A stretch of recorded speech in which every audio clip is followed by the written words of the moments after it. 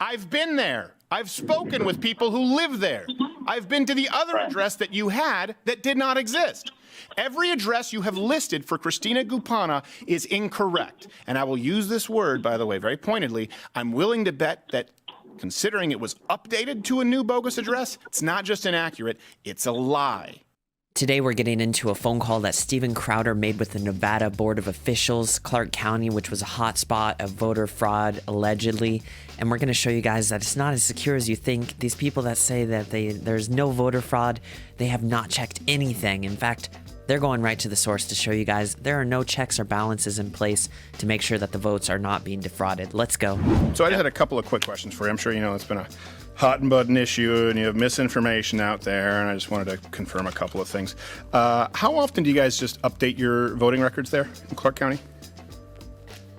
You mean as far as the list of names of people who are registered voters? Yes, yeah, addresses, that kind of stuff. That's done every day, basically. Oh, really? I mean, okay, I'm just, the reason I'm asking is just because on the website it says voter list data files are updated every Monday morning of each week. Okay, that's a slightly different question. Oh. So you're asking about the data files that you would download? Yes. This beginning part is all about just questioning the people, getting on the phone with them and saying, okay, what's going on? Do you guys have any checks or anything going in here? And these guys, they start to show the process every single day. They say we update the rules and everything, but do they update it correctly? Absolutely not. They're saying once a week they do, but then they backtrack their story and say, okay, once a week we update to the public, but we do it every single day inside internally and then send it back out. Does that make a difference? Not really when you got the wrong information. So what you're looking at is basically it's primarily used by campaigns as far as I can tell.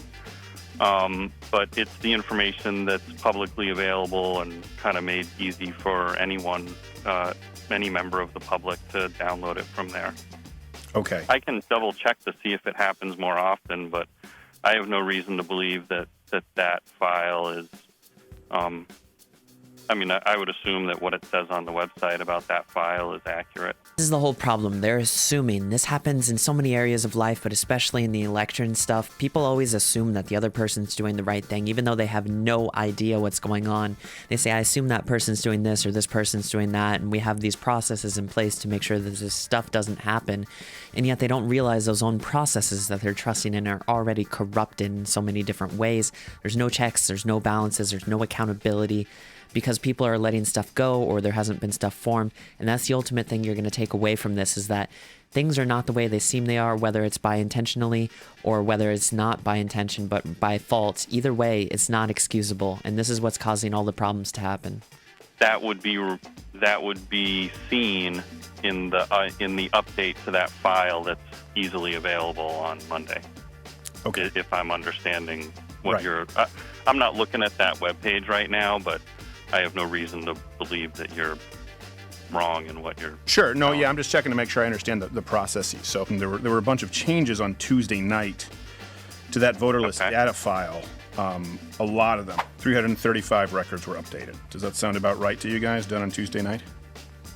I can ask. There's a claim that there's not massive widespread voter fraud, but when it comes to elections that are decided by so few votes, less than 10,000 in many cases, you don't need massive widespread voter fraud. This is why each little thing counts, because in any county or any state, the difference can be a couple hundred to a couple thousand. And this is why we need to be looking into this. Even though people think it's just a few votes, when you find out it's actually in the hundreds and thousands, we have issues, because those are election turning results. It doesn't have to be massive widespread. It can be local, and this is why we have the Electoral College. But when you have a couple of different groups doing this, it can really add up quickly. Do you know, like, kind of on this, why are there so many typos, do you know, in the voter rolls? I'm not sure I would agree with that statement. So the reason I ask is, I'm sure you're probably familiar there in Nevada. Christina Gupana, she was a staffer in Nevada for the election for Hillary Clinton, and it said that she lived on West Bonneville Avenue, and she hasn't been seen since 2018. We checked, that was a median under an overpass, and it was changed Tuesday night to East Bonneville, and she's never lived there either. Yeah, sure. So this lady that worked for Hillary Clinton was brought up in the news because she was such a famous person. But how many more people are like this out there who didn't have the right address, and then they actually, because it made the news, they switched it to another address, which turned out not to be her address either. Like, how do you know she doesn't live at the address Checked. that's there now? I've been there. Okay, so you went to The new address. okay. I went to the old you said address, and then I went to the new address that was updated Tuesday night. Sorry, it's under the name Gupana, Christina? Sorry, I don't have that name in the system. And the new address, she doesn't Okay. live there. She doesn't even live in the apartment complex. She never has. It's crazy because they care so little about our vote that they just let people get away with fraud and all kinds of other stuff. They should not only have us asking questions about this specific case, but come on, there's obviously stuff going on in the system. You hear people talk about the system being rigged all the time, and yet people refuse to look into these little things in the system because they're like, oh, they're just tiny. Well, isn't that part of the rigging? It doesn't take a whole lot to change a ship's direction, right? So we better take care of the problems in the rudder or in the steering or wherever you want to talk about, because if you don't get these fixed, then you're going to have a boat going in the wrong direction, which is how we get a president who likely didn't even get close to the amount of votes that we had. Just takes a small seed to grow into a big ugly tree. So Is that what's what's the process that you guys do to check to verify that these are valid addresses or people or both? Okay. This guy is one of the people in charge of this whole process, and he doesn't know how they check and verify addresses. This is a huge problem. I know yesterday we talked about when you guys update it, because on the county website it says every Monday, but it had been updated on Tuesday night. Right. So during election season, we update it every single night, and we've just we're still doing that. Okay. Well, we normally in between elections we'll go to once a week, so we'll probably go back to that soon. It's Oh. an automated process. Okay. Yeah. I was going to say, I don't think we could be much further from an election at this point, right?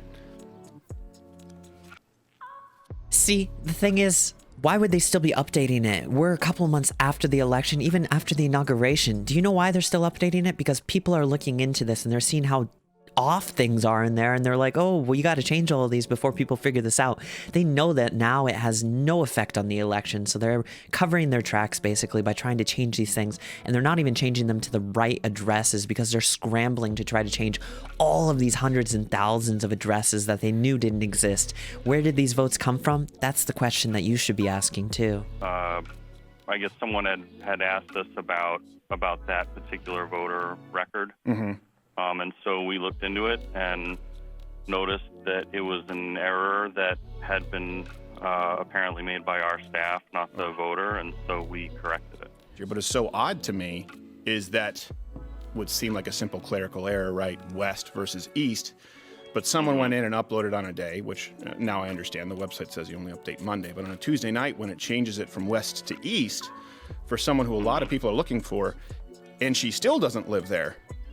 Here's the crazy part. They know that people are too lazy to check into these things, so what they do is they take something that they know is fraudulent and off, and then they change it just enough so that people say, okay, there's a building there, all right, they must live there or something. Thankfully, Crowder had what it took to go to the actual place to ask the actual people, and he found out that they're full of lies.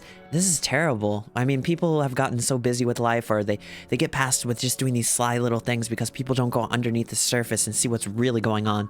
We need to change this. We need to get straight up and demand the facts and see what's really going on. Otherwise, we're going to be duped again in 2024, and we can't let that happen. There. Okay. You're saying that she doesn't live in an apartment building that she provided us an address for? I'm telling you, she's never lived there. And I know who does live there, because we've checked.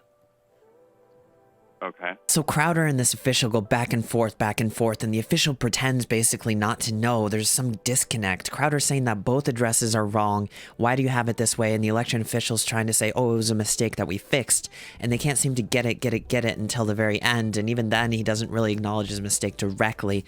This is crazy. People just pretend not to know. This is what they always do when you catch them in the middle of a lie, is they try to defer and say, well, we took care of something, but it never got taken care of. And they really have no clue what they're talking about. about, but actually maybe they do. Sometimes it's hard to tell if people are playing dumb or being dumb. And that's the crazy thing, is that people get away with this all the time.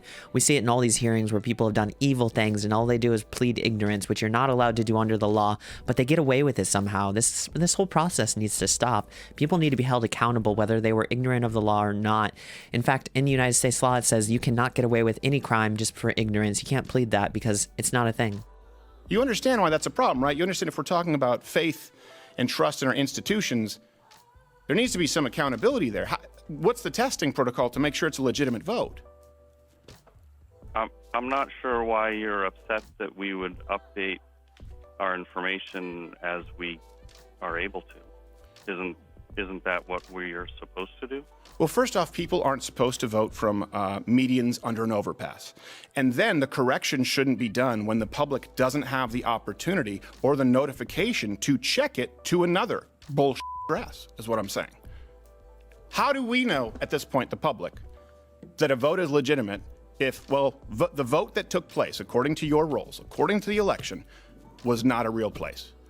And then afterwards, your correction, I don't know, I would assume people don't want folks to notice, is still bogus. This should outrage everybody. I don't get why it doesn't on the left and the right. I mean, we're checking these things and we're finding, that these places don't exist and people aren't doing that. And people are like, it's just a couple. Well, how much does your vote matter? If it's just one, guess what? It cancels your vote. Do you really care about your vote if you're acting like that? Or you just care that it comes out your way? Why? I don't understand why you would want that to be incorrect. When we get new information, it should be. No, I don't want it to be incorrect. Okay. That's the issue. But what I'm saying is, how do you verify that what the voter is just telling you is correct? What's the verification process? Not what did the voter tell you. How do you verify that's their legitimate address? Well, they are signing under penalty of perjury. Mm-hmm. When they register to vote. Right. So. This reminds me so much of those security cameras that say security cameras prevent crime, but there's actually no footage in there. If you have a process, but you don't have any accountability for it, guess what's going to happen? Process will be broken and there's no one to be held accountable. Why? Because if you don't punish criminals, they're going to keep committing crimes. That's actually why we have the laws, to prevent these crimes from happening. It doesn't work if you don't enforce them, though. People are going to keep doing these deceitful things, which is why they've basically gotten away with some of the most ridiculous crimes without people even holding them accountable. The guy tries to pivot here, and it gets really frustrating because he's trying to say, would you rather not have them updated every single day? I would rather have them updated every single month if you could get them correct. The problem is not the frequency as much as are they correct or not. If you're updating them and they're not correct, then why are you even updating them? It doesn't really mean a whole lot to someone who may not live in the country. We've talked, I'm sure you know, when people have been talking about the Russian interference in 2016, the Russian people, if they're doing that, don't really care so much about signing under penalty of perjury. So my question is there identification check? Is there, for example, when I go in for a driver's license where I need several pieces of mail to that address? How do you confirm when Christina Ray Gupana, someone who people have been looking for, have not seen in the country since 2018, how do you confirm that the address she allegedly gave you is a place where she lives? What's that verification process? Okay. All right. Yeah. Let me call you back in a few minutes. Okay. Okay. Thank you, Dan. This is what I've never understood. The Democrats care about foreign election interference when it's from the Russians, but they don't seem to care about any kind of integrity with our nation when it comes from any other nation, which is ridiculous. They wouldn't want everybody to be shipped in from every other country, but they do care when it's Russian interference, which is really cool what Crowder does here, actually, because he says, we had that interference problem then, so how would you hold those people accountable? And this makes sure that they have to answer the question. Sometimes you have to frame it the right way, and this was a brilliant strategy. I guess my concern with that is you're sort of arguing that we shouldn't update it, but No. That's not at all what I'm arguing. I mean, you would want that updated. So I would want it updated. I would want it updated correctly. So your concern is that we're still updating it each night, and you want it to be updated less often, on Mondays only. I'm sorry. Maybe you're in the car, so maybe you didn't hear me. What I said is I would like it to be updated correctly. Okay. What you mean as far as its frequency, or I'm not sure what you mean. As far as its accuracy. because it is riddled with addresses that don't exist and people who don't live there, and people voted from there. So it kind of goes around in circles from this point as Crowder keeps trying to get this question answered. How do you confirm the address? How do you confirm the address? This should be the top of the priority list. These people should have already figured this out 50 years ago, and it should be in place already. But this guy keeps evading and trying to circle around, but Crowder keeps after him like a good reporter would. If you went to a tea party with Dana Ford of Lead Stores, I have no interest in your personal relationship. I'm asking, when you answered yourself, you said it's likely a typo. What process led you to dismiss these? Because these were places where people actually went to the voter address where they were registered, went to the address where the person is confirmed voting according to your voter rolls. They were updated Tuesday, and they don't exist. So I'm asking, what is your comparable process to say it must be a typo? Right. No, and I apologize if I'm not explaining myself clearly, but yeah, when dealing with other reporters, I'm not going to talk about I'm just not going to go down that road where I'm talking about other reporters. I'm not asking you to talk about other reporters. I'm asking you to tell me how I know you're telling the truth. Okay, then let's just use a new address. Christina Ray Gupana, what's your process there? How did she vote from an address that doesn't exist? How did it get updated to an address where she's never lived? What's the verification? How does that happen? That's twice wrong. You guys went in and proactively updated an address to a new wrong address. I'm asking you how that happens, and now let me be very clear. What is the process available to wipe that vote from the record now that we know it's not legitimate? This is the whole problem. We see people talking across social media and everywhere else, and they're pretending to be dumb. They say, oh, a wall wouldn't do anything for the border. People aren't even coming across illegally very much. They don't care. They're not even looking. They look the other way and say, I can't see any problem. And this is what's gotten us to this place in here, and this is what we're trying to get to the bottom of. Is there any process that prevents this from happening? If people don't need voter ID to vote, you just think that they're naturally going to go by the honor system, that everyone in the world is a good person? No, everybody knows that. In fact, I think Democrats are much smarter than they lead on. They know there's going to be voter fraud, but they know it's going to be in one direction. How does that happen? Well, I wouldn't make that assumption first, but I didn't make the assumption. I've been there. I've been there. I've spoken with people who live there. I've been to the other address that you had that did not exist. Every address you have listed for Christina Gupana is incorrect. And I will use this word, by the way, very pointedly. I'm willing to bet that considering it was updated to a new bogus address, it's not just inaccurate, it's a lie. I'm not sure what you mean about that. We would have updated it based on the information that we had available to us.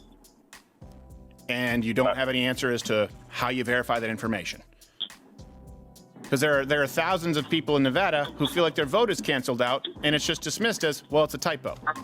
Well, listen, the burden of proof on reporters who've gone out there and sought out these addresses is they've looked at your voter rolls, they've cross-referenced them with UPS deliverable addresses, looked at third-party sources, gone out to find these addresses, and they don't exist, or they are addresses where that person has never lived.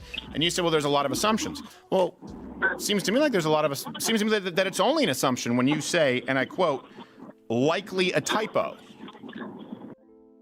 This is what's gotten so crazy, is that they just keep saying that everything is a typo, and they've thrown out all the evidence. They say there's no evidence. I look the other way. There's no evidence. Oh, I can't find any evidence.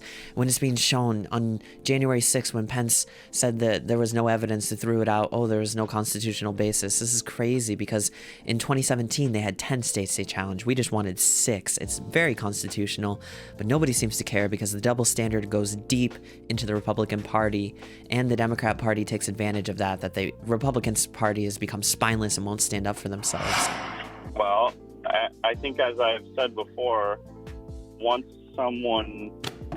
we became aware that we had made that error, that it should have been east instead of west, we corrected it. We were able to see that was an error on our part by looking at the documentation that the voter provided. It's still an error. She doesn't live there. She's never lived there. So, my question again, how do you fix it? How does that error not get caught, and how do you fix it? I don't know if this guy's not paying attention or he's just trying to play dumb again. That's not at all what Crowder said. He said, how is it still wrong? He asked that question very directly, and this guy I don't even understand how people can get away with this crazy, illogical thing. You corrected it from non-existent to incorrect. They're both incorrect. Do you see the problem? And It's not she's never lived there. You can go right now and check it. She's never lived at this newly updated address. Didn't live at the address where she voted because it's not a real address. Has never lived at the new address that you updated. So my question is, now that we know this is someone who had listed a residential address that is not legitimate in any way, what is the recourse to fix that? a claim. Okay. So What did you say, I claim? You're making. Would you like me to give you the address? I can have you go there. I mean, this should interest you, right? You're in charge of the you play a role in the integrity of our elections. You're in Vegas. You could go there right now. Do you want me to give you the address? You can go and meet the very nice family. Never heard of Gupana. Spoke with them. You want me to give you the address? You want me to give you their names? Is that really so difficult to go 20 minutes out of your way or whatever to go check this stuff out or even give a phone call? I don't know if it's just pure laziness or if it's just willing ignorance. I'm starting to think it's willing because it's crazy that this most important thing, they don't even care to fix the right way. It looks like somebody just in the backlog decided to pick a random address, change a little bit and try to call it a typo because they knew that if they had changed it completely to the real truth, people would actually notice and say that could not be a typo. It's kind of like what scammers do in scam bait videos. If you watch it, they try to make it so when you're typing in $400 they want from you, type 4,000, then you have to send $3,600 back to them. This is what they do too. They don't want people to know that it was willing fraud because they know that they might be held accountable. And this is what's happening here, and we need to hold them accountable. I mean, obviously we have the address. No, you don't. So Okay. Oh, you have the address, right? So you can But go yeah, visit that so- address. Good. Will someone there do that? And then once you, so that you no longer say I'm making a claim or an assumption. Let's assume that I'm not lying to you. Let's assume that I've paid for a plane ticket and spoken with the people and haven't given you a bunch of bogus names. Let's assume that all of this due diligence and research, which I know you would never require of yourself, has not been done on my part. Right? Let's assume for a second that I'm not lying about all of this. Okay? Let's just go with me. Assume that you take 20 minutes out of your day as an official working there to maintain election integrity. You go there and you notice that Gupana doesn't live there either, as I am telling you. What's the recourse there? How do we fix it? Considering that the election has already been conducted. I'll have to check into that, but I'm not aware of a law that would allow us to do what you're asking. You mean, You're asking us to cancel someone's vote who's already voted? I'm asking you to remove a vote from someone who couldn't possibly have voted. Yeah, I'm not aware of a law that would allow us to take that sort of action, but Thank you. That's exactly my issue, along with these thousands of other votes on the rolls. I appreciate your time. Dan, thank you. I hope that you go and visit that address. Appreciate it. You have a good day. Drive safe. It's careful. Don't talk on your phone and text. This is the whole problem that he's trying to get to the bottom of, is there's nothing stopping these people from doing this. There's no way to cancel out that vote. There's no way to do anything about it. The people won't get in trouble, and we can't actually take that back. So these people are getting away with massive stuff, but there's nothing you can do about it. And you're just going to trust what? There's no checks and balances in this process. And I hope you learned that from this video. If you'd like to give it a like, till next time, take care. God bless.